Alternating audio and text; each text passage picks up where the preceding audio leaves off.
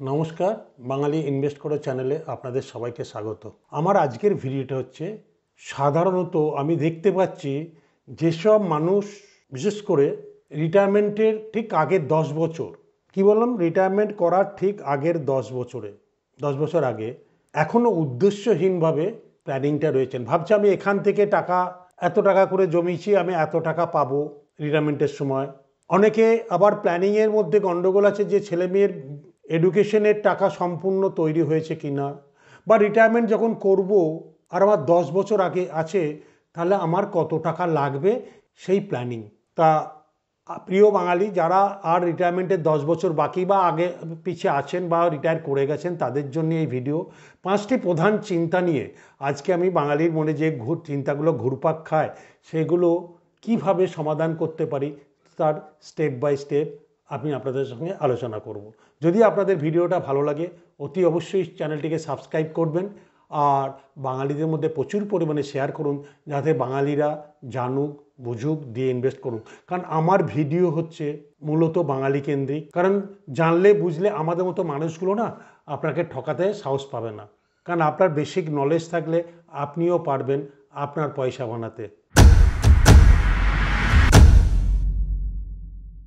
So বাঙালির রিটায়ারমেন্টের প্রধান 5টা চিন্তা আমাদের, আমি নিজে বাঙালি তাই আমার যে চিন্তাগুলো ছিল সেগুলো নিয়েও আমি বলছি। আমার রিটায়ারমেন্ট কর্পাস কত হওয়া উচিত, 1 নম্বর চিন্তা।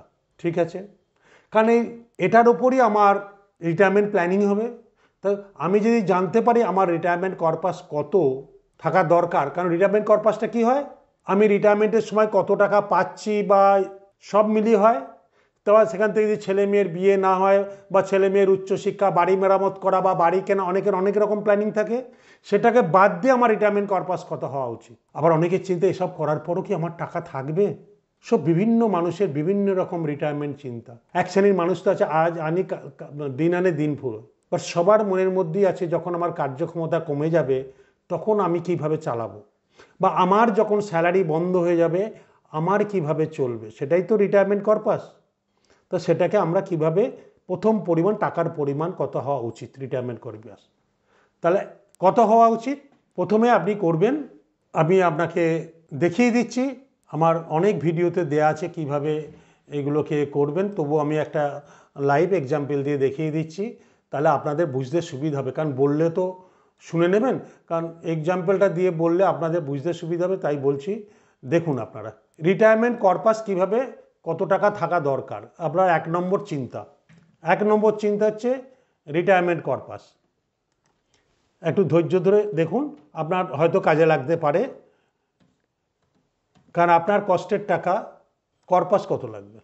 রিটায়ারমেন্ট কর্পাসটা ঠিক হয় আপনার বর্তমান যা খরচ, বর্তমানে খরচ কত, ধরুন কারোর বর্তমানে 50,000 টাকা খরচে, ছেলের এডুকেশন সব নিয়ে ধরুন 50,000 টাকা খরচা হচ্ছে। আমি অ্যাভারেজ মধ্যবিত্ত বাঙালিদের কথা বলছি, কারণ রিটায়ারমেন্ট কর্পাস যারা 50 হয়ে তাদের মোটামুটি এরকম, অনেকের কম বেশি মিলিয়ে নেবেন, আপনারা নিজেরা এখানে মিলিয়ে নেবেন। কারো কম হতে পারে, কারো বেশি হতে পারে, যার যেমন স্ট্যান্ডার্ড অফ লিভিং। কারণ স্ট্যান্ডার্ড অফ লিভিং কীভাবে হয় সেটাও আমার একটা ভিডিও দেওয়া আছে, দেখবেন কারা কোন ক্যাটাগরিতে পড়ে সেইভাবে করবেন। কারণ আমি একটা কমন এক্সাম্পল দিয়ে বোঝাচ্ছি। তাহলে আপনার রিটায়ারমেন্ট তাহলে বছরে, আগের ভিডিওতে দেওয়া আছে বছরে কত লাগছে, 12 মাসে, এটা ইন্টু 12, তাই তো, এটা ইন্টু 12, 6 লাখ টাকা লাগছে বছরে। তাহলে রিটায়ারমেন্টে আমি সাধারণত বলি, অনেকেই সাধারণতই বলে মিনিমাম 25 টাইমস থাকলে আপনি দারুণভাবে রিটায়ারমেন্ট লাইফটাকে এনজয় করতে পারবেন। তাহলে 25 টাইমস কত, 25 টাইমস এটা ইন্টু 25 টাইমস 1.5 কোটি টাকা। ক্লিয়ার? এবার আমি সাধারণত এটার ওপরে তখন প্ল্যান করতে হয় কীভাবে হবে যাদের 50,000 টাকা মান্থলি খরচ হবে রিটায়ারমেন্টের সময়। এই রিটায়ারমেন্টের সময় মান্থলি খরচ করতে গেলে কী করতে হয়, কী কী জিনিস দেখতে হয়, আপনার ওয়ার্কশিট বানাতে হয়। এটা জানবেন কী করে, আপনাকে একটা ওয়ার্কশিট বানাতে হয়। এই ওয়ার্কশিটে কী কী জিনিস থাকবে, আপনার দৈনন্দিন খরচ কত, আপনার বাড়ি রেন্টের খরচ কত বা বাড়ি মেরামতির খরচ কত হবে, আপনার বাজার হাট করার কত খরচ। এটার জন্য আমার একটা ওয়ার্কশিট আছে, আপনারা যদি চান গুগলে আমার চ্যানেলে লিঙ্ক দেওয়া আছে, worksheet daily budget, monthly expenses budget দেওয়া আছে, আপনারা নিতে পারেন। হোয়াটসঅ্যাপ করবেন আমাদের হোয়াটসঅ্যাপ নাম্বারে, তাহলে আপনাকে দিয়ে দেবে আপনার যার যার দরকার। তাহলে রিটায়ারমেন্ট কর্পাস বর্তমান খরচের উপরই আপনার ভবিষ্যৎ।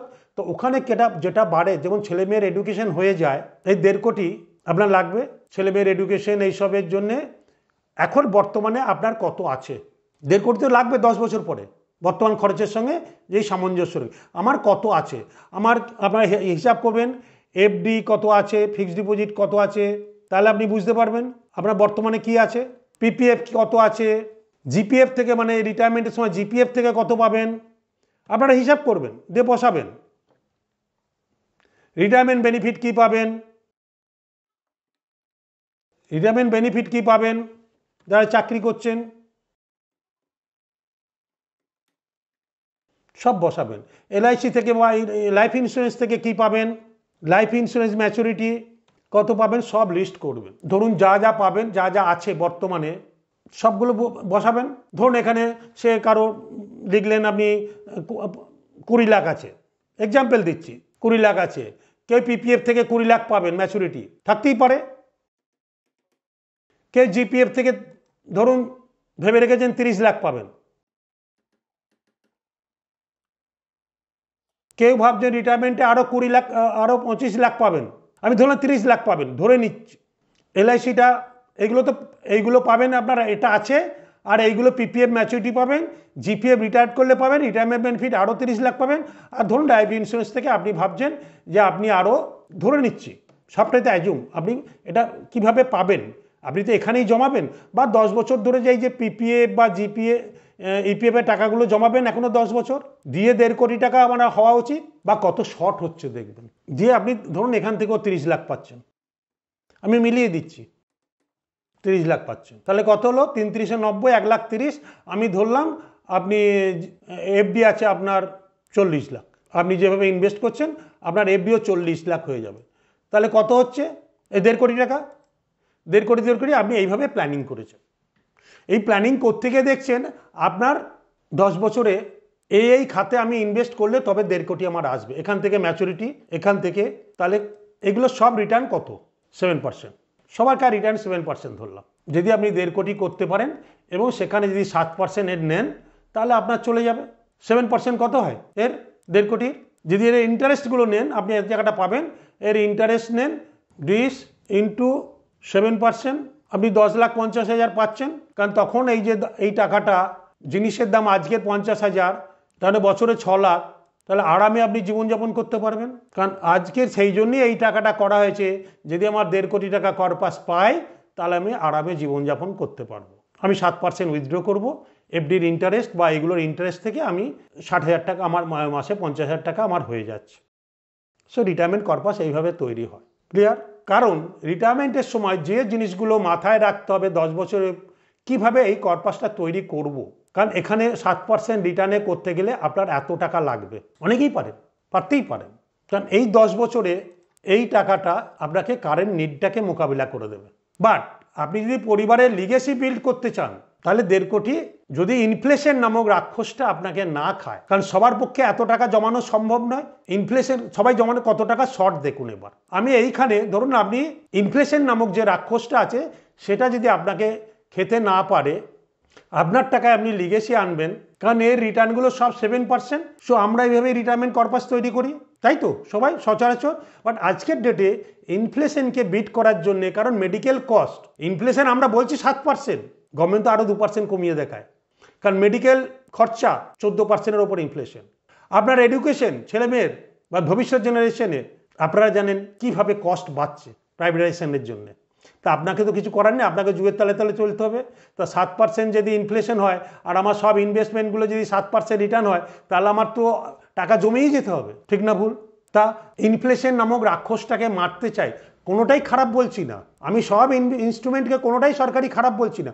কিন্তু বর্তমান যুগে আপনারা বলুন, এই যে মিউচুয়াল ফান্ড নামক একটা বস্তু সরকার 2014 সাল থেকে প্রচুর অ্যাওয়ারনেস করছে, মিউচুয়াল ফান্ড সাই হাই, এটাকে নিয়ে মানুষ প্রচুর কটাক্ষ করে, আমার কমেন্টে আমি দেখতে পাই। আপনি তো অনেক কষ্ট করে এই টাকাটা জমাচ্ছেন, আর আমি আপনাকে বলছি কোনো মানুষ ধরুন আজকে 40 লাখ টাকা আছে, বাকি কি আছে জানি না, কারো থাকতে পারে, না থাকতে পারে, নাহলে তৈরি করতে হবে।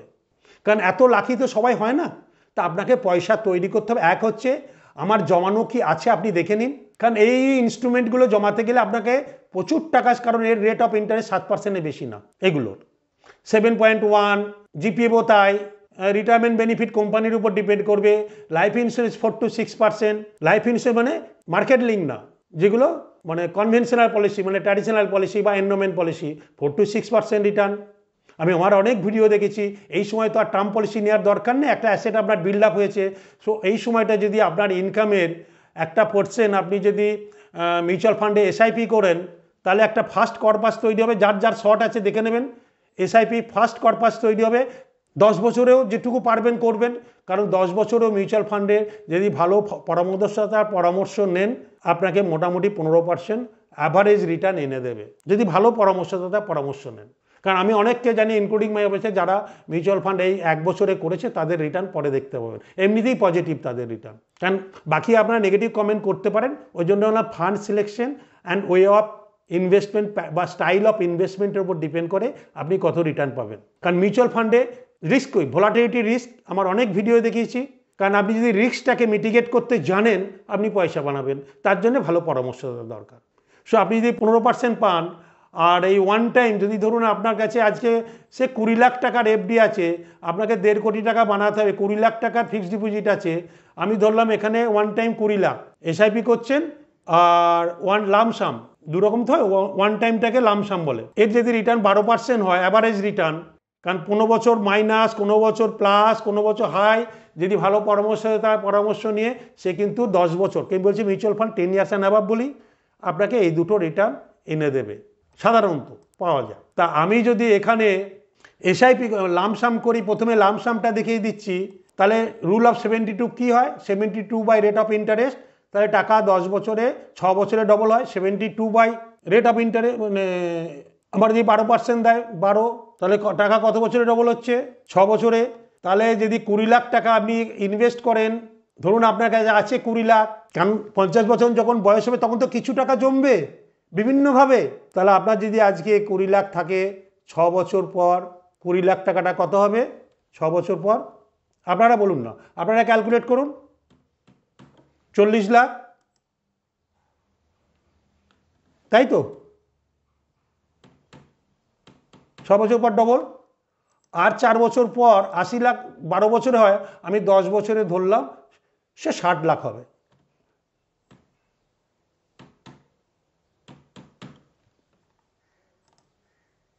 আর 7% রেটে যদি ব্যাংকে রাখতাম 10 বছরে ডবল হতো, মানে 40 লাখ। আমি যদি 20 লাখ টাকা এক্সট্রা পাই, কার ক্ষতি?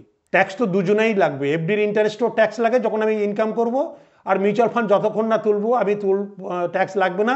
এখানে 20 লাখ গেন করলাম, 20 লাখের ওপর আমি ট্যাক্স দিয়ে দেবো, তাতেও তোমার মিউচুয়াল এফডির থেকে বেশি রিটার্ন, 1 নম্বর সলিউশন। তো আমি 60 লাখ পেলাম ভার্সেস 40 লাখ এফডি। সো ইনফ্লেশনটাকে কীভাবে বিট করবেন, এই দুটোই তো মানুষের যন্ত্রণা। এক হচ্ছে টাকা কিভাবে রোজগার করব, সেটা তো আপনাকে করতে হবে, আর টাকাকে কিভাবে ম্যানেজ করব, যে শিক্ষাটা আমাদের স্কুল কলেজে হয় না, এখন আমরা বিভিন্ন অ্যাওয়ারনেসের মাধ্যমে জানতে পারছি, তাহলে সেটাকে আমরা কিভাবে ইউজ করব।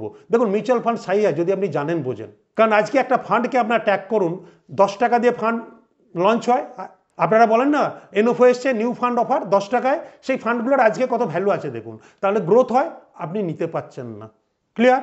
আর যদি আমি এই বয়সে যার যেমন ইনকাম, আমি যদি এসআইপি করি, আপনারা একটা এসআইপি ক্যালকুলেটার খুলুন, ওখানে দেখুন গত ভিডিওতে আমি এই জায়গাটা ক্যালকুলেশন মুখ দিয়ে বেরিয়ে গেছিলো চোখের দেখা ভুলের জন্যে, সেই জন্য আপনারা আমাকে মাফ করবেন। আমি তারপরে ঠিক বলেছি, ওটা আমাদের এডিটিংয়ের ভুল হওয়ার জন্য ওই পার্টটা কাটতে ভুলে গিয়েছিল, সেই জন্য ক্ষমা চেয়ে নিচ্ছে আপনাদের কাছে।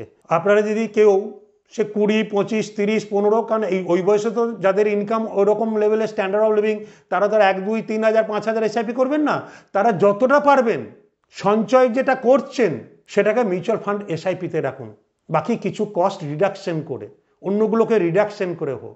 কারণ কেউ যদি 20, 30, 40, আমি সবার দিচ্ছি 10 বছর, আপনারা তো 10 বছর বেশি পাচ্ছেন না টাইম রিটায়ারমেন্টের, আমি এক্সাম্পল দিচ্ছি, কেউ আর্লি রিটায়ার করবে, তার ভিডিও পরে আসবে, যে ফাইন্যান্সিয়াল ইন্ডিপেন্ডেন্স, রিটায়ার আর্লি মানে ফায়ার, আর ব্যাক টু রিটায়ার, দুটোর মধ্যে আমি পার্থক্য বোঝাবো।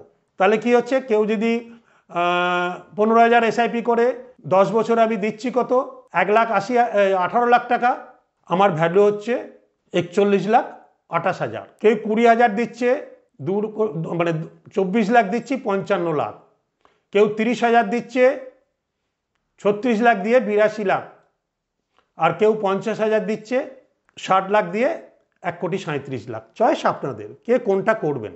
আর যদি বলেন কেউ 10,000 বেশি ক্ষমতা নেই, এইখানটা আপনাকে একটু স্যাক্রিফাইস করতে হবে, ইনকাম বাড়াতে হবে, স্কিল শিখতে হবে, এবং যাতে ইনকাম বাড়ে সেটা ব্যবস্থা করতে হবে। ওটা আমি পারবো না। মিউচুয়াল ফান্ডে বলেছি 10, তাহলে সে 12 লাখ দিয়ে তার 27 লাখ, 41 লাখ, 55 লাখ, 82 লাখ। যার যদি 50,000 টাকা মান্থলি এক্সপেন্সেস হয়, তার 30,000 টাকা তার ইনকামও হাই, এটা মেনে নিতে হবে। আর যার 25,000 মান্থলি ইনকাম খরচা হবে, তার ইনকামও সেরকম হয়তো কম, অনেকের বেশি ইনকাম হতে পারে, আমি এক্সেপশনাল অ্যাভারেজ বলছি, তার ইনকাম লেভেল ধরে সে করবেন, ঠিক আছে? সে দুটোকে ম্যাচ করবেন। যদি কেউ এখানে 30,000 টাকা আমি অ্যাভারেজ ধরছি, কারণ ওখানে 1.5 লাখ টাকা 1.5 কোটি ধরেছি, তাহলে এখানে 80 লাখ প্লাস এই 60 লাখ, মোটামুটি 1,40,00,000-এর কাছাকাছি গেছে এসআইপিটা। এখানে 80 লাখ এসছে, তা একটু ঠিকঠাক করে প্ল্যান করলে এটা 1.5 কোটি এসে যাবে। তাহলে 80 lakh plus 60 lakh equal to 1,40,00,000। আপনার রিটায়ারমেন্টের কাছা একটা প্ল্যানিংয়ে আপনাকে এই 10 বছরে যদি ইনকাম বাড়ে আর একটুখানি বাড়িয়ে দিলেই আপনার হয়ে যাবে 1,40,00,000, আর আপনার লাগবে 1.5 কোটি। তা আপনাকে এইভাবে যদি প্ল্যান করেন তাহলে আপনার জন্য সুবিধা। বাকিগুলোকে একটু, আপনি পিপিএফ দিচ্ছেন ট্যাক্স বেনিফিটের জন্য, এবারে তো ট্যাক্স বেনিফিট লাগবেন না। এখানে তো দিচ্ছিলেন 12,500 টাকা বা 1.5 লাখ, যেই যখন দিচ্ছেন, আমি 12,500 ট্যাক্স বেনিফিটের জন্যই ধরছি। 12,500 আপনি ওটাকে এসআইপিতে ফেলে দিন, 12,500 টাকা যোগ করুন, কারণ এখানে 7.1 পিপিএফ রিটার্ন, আর মিউচুয়াল ফান্ডে অ্যাভারেজ রিটার্ন আপনার খুলে দেখুন না, ভালো ফান্ড ম্যানেজার পরামর্শ নিয়ে দেখুন না 10 ইয়ার্স অ্যান্ড অ্যাবাভ মিউচুয়াল ফান্ডের রিটার্ন, এসআইপির রিটার্ন কত। মোটামুটি স্ট্যান্ডার্ড ফান্ডেই দেখুন, বেস্ট ফান্ড দেখতে হবে না। কাউকে কটূক্তি করার আগে আপনারা এগুলো দেখুন, কারণ সমাজ পরিবর্তন হচ্ছে, আমাদের মতো মানুষ প্রচুর আসছে ইউটিউবে, এগুলো অ্যাওয়ারনেসের মাধ্যমে।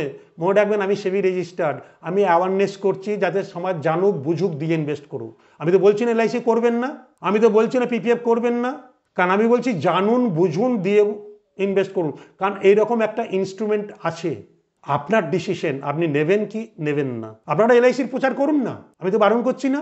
আপনারা এফডি প্রচার করুন না, আপনার পোস্ট অফিসে এমআইএসের প্রচার করুন না, কোনো আপত্তি নেই তো।